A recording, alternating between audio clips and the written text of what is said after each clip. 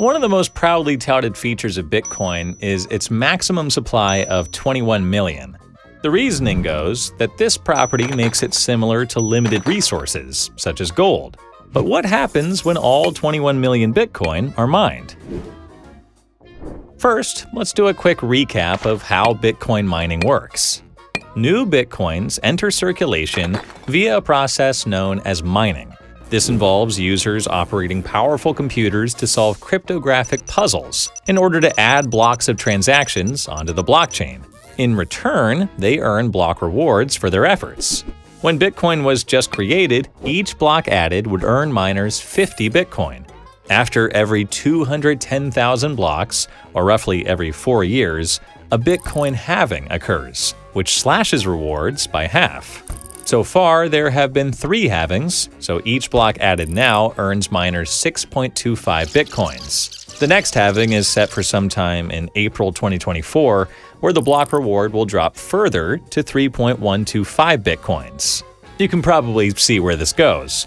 Eventually, the block reward will drop to 0 as the 21 million Bitcoin limit is reached. Then, what's left to incentivize miners to stay? Unlike gold, which could still continue to be traded without miners, Bitcoin miners are essential, as they are the ones who validate transactions and secure the network. This is where fees come in. Aside from just the block reward, miners also receive all the fees from transactions included in a block, paid by the sender. The idea is that when block rewards eventually run out, ideally, adoption of Bitcoin is widespread enough, or its price is high enough, that fees become a big enough reward for miners to continue to mine blocks. However, some have questioned the viability for fees alone to act as a sufficient incentive for miners to stay, since aside from spikes during bull markets, fees have only made up a small percentage of total miner revenue.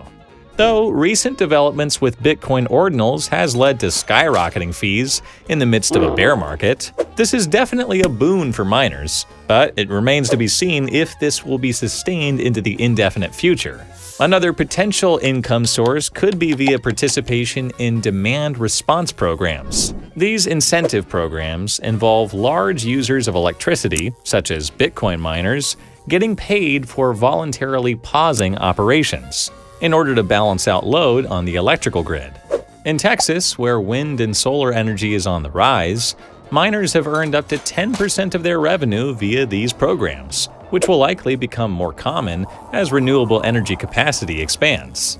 Speaking of renewables, there will also likely be miners with access to cheap or free electricity that can afford to keep mining even with decreased revenues. Last but not least, there is also the self-interest of Bitcoin holders that we can count on to keep the network functioning.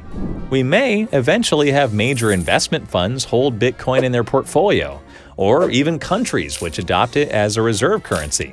If and when that happens, there will then be powerful and economically invested parties which will be motivated to keep the Bitcoin network secure by setting up mining operations if needed. But what do you think? Will the Bitcoin network run fine on fees alone, especially with the rise of